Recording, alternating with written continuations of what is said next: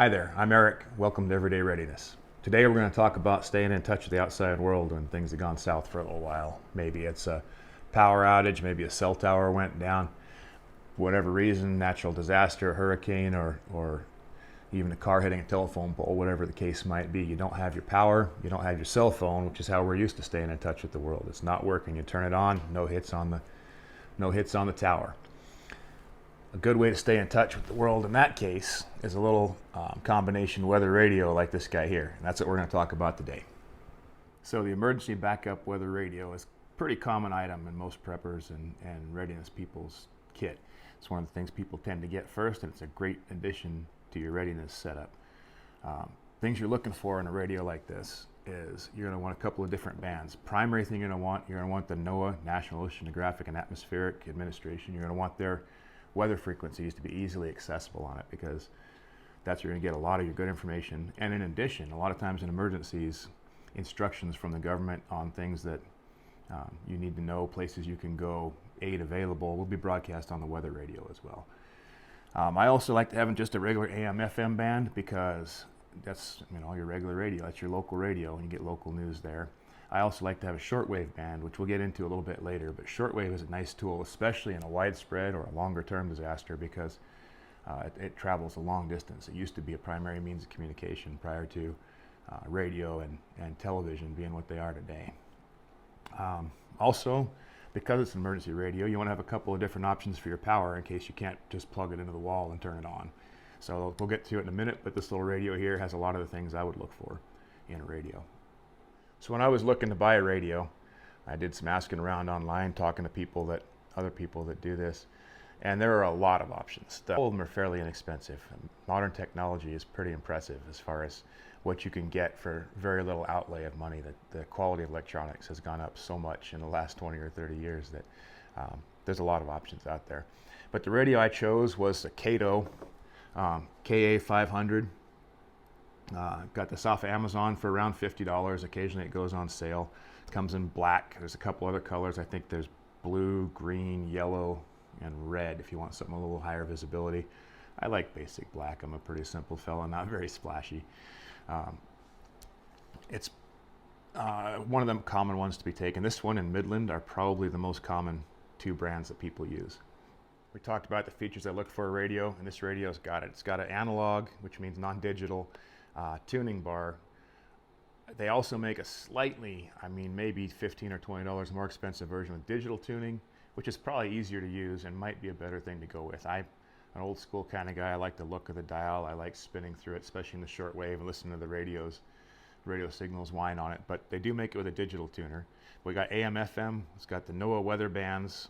It's got shortwave on two separate bands, and it has a variety of means of powering it. It's got you can plug it into the wall. You can run it off AA batteries. You can also charge. It has an internal rechargeable battery that you can run off of that. And it has, on the side of it, it's got a little hand crank you can use to charge it as well. We'll go through and test all these things here and talk about how well they work. It also has the ability to charge various other items through here. You can put a set of headphones in there. And you can also charge the internal battery through those ports with a nice little rubber cover to keep the dirt and grime out of it. I wouldn't say this is waterproof, and it's not hardened or anything. It's fairly rugged, but I wouldn't go dropping it off a table.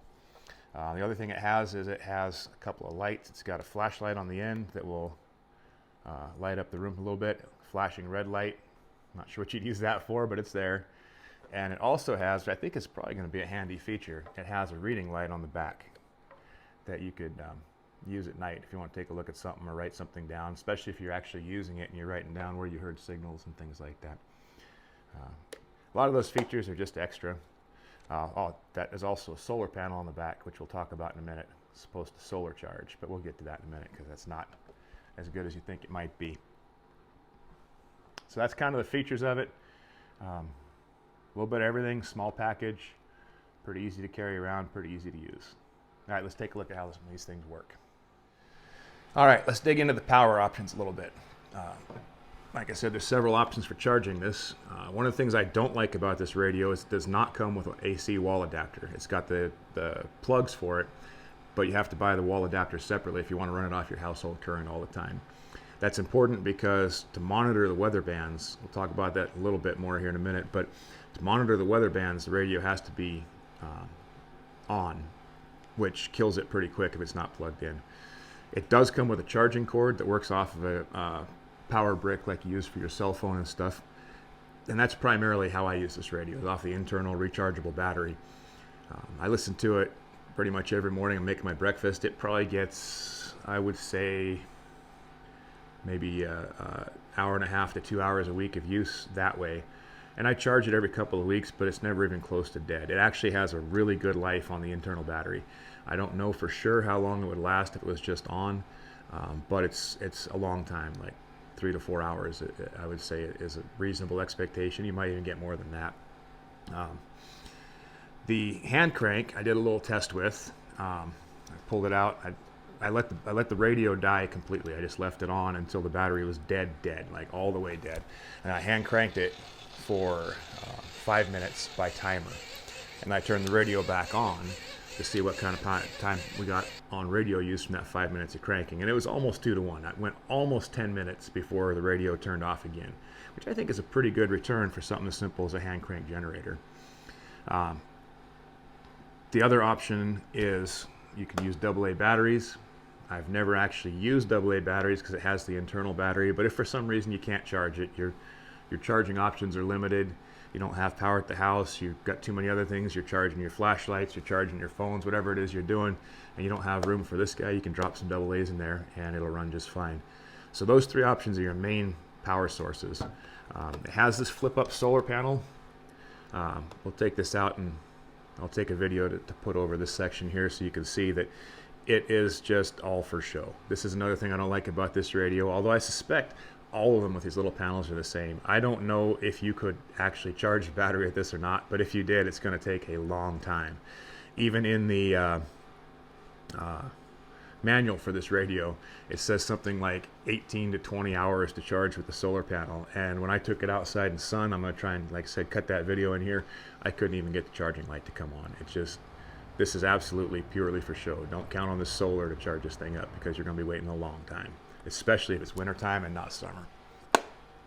But you don't really need that. With the internal battery, the ability to use AA's, and this hand crank, especially this hand crank, and it comes down to everything's gone bad, you've lost all your batteries, this guy will keep you in touch. That hand crank is surprisingly efficient. So for power, this thing definitely gets a thumbs up for me, with the exception of the solar panel is just absolute garbage.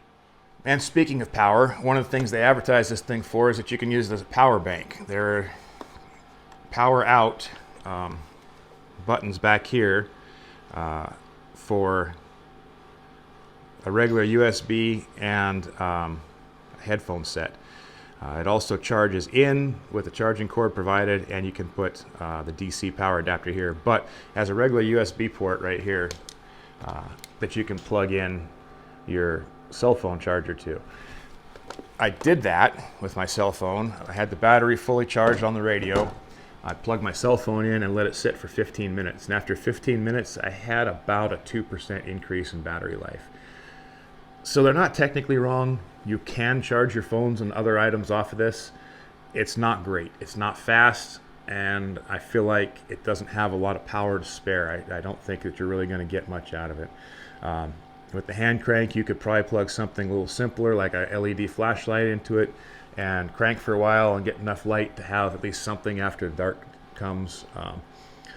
But if you're looking for that to be a primary feature, I would not go with this radio because it's a radio. It's not a power bank, and it doesn't act like one. I think the power charging capabilities and the solar panel were both just added on as sales gimmicks, really. I don't think they're a practical part of this unit. Okay, so how does it work?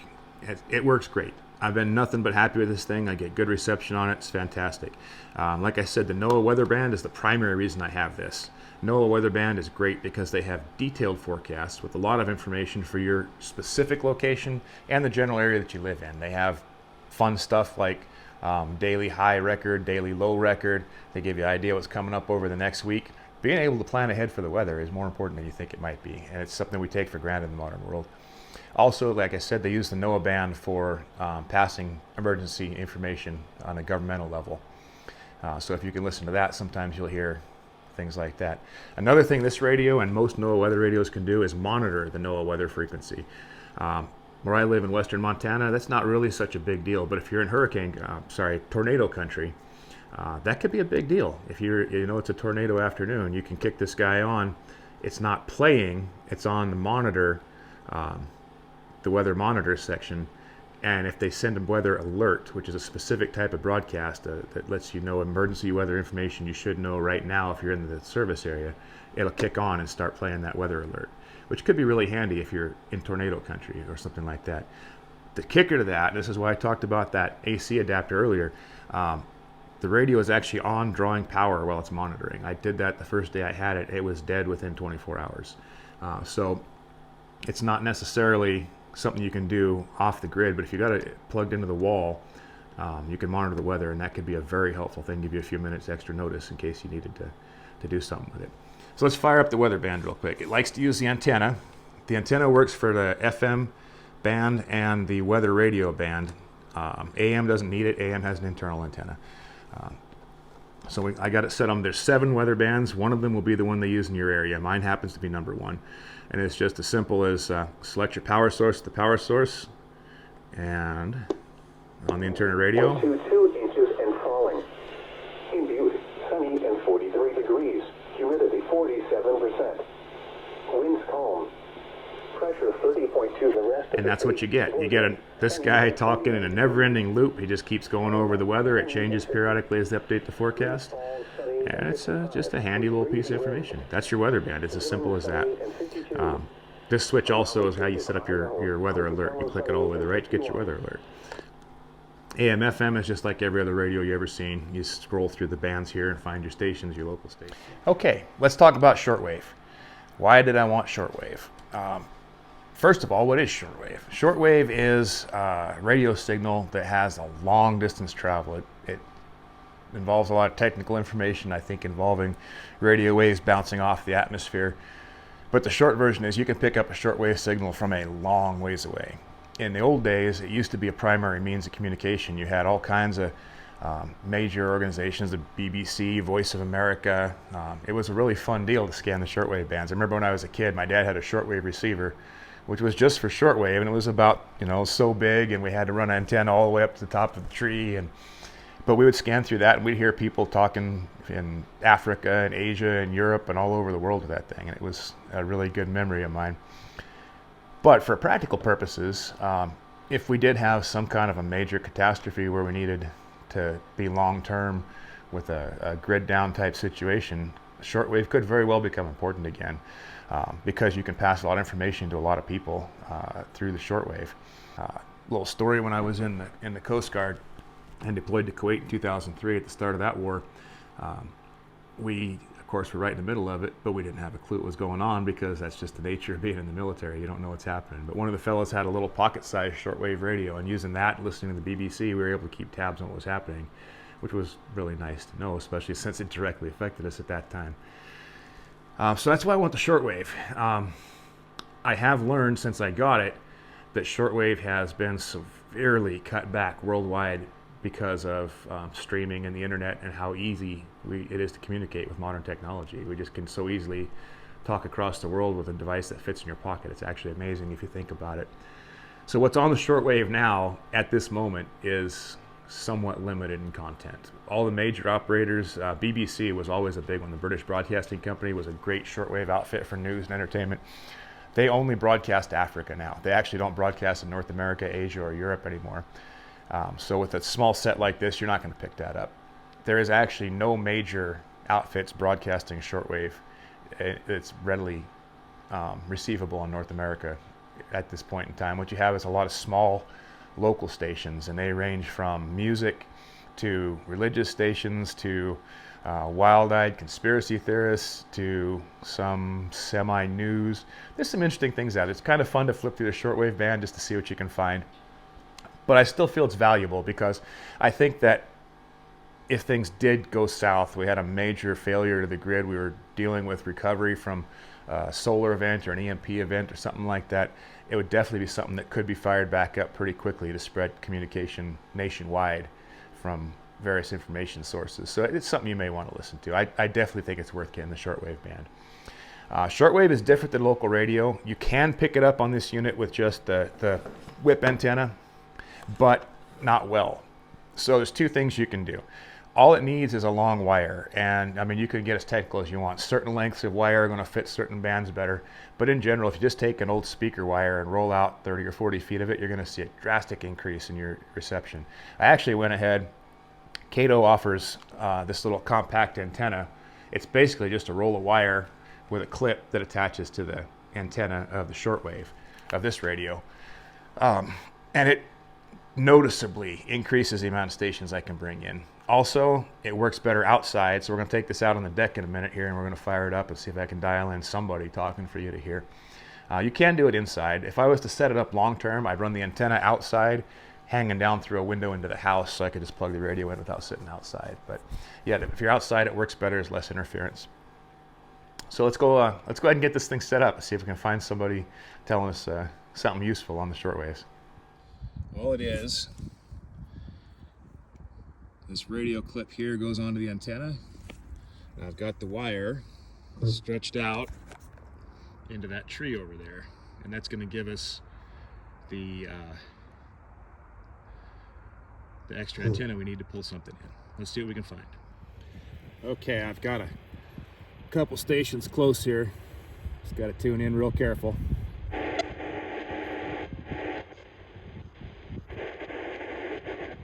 Satisfecho por cómo el equipo ha tenido calma para empezar un partido que ha dicho ha empezado de la something in Spanish, could be anything. Gol del Sevilla, como decíamos en la siempre le ha pedido a Barrios.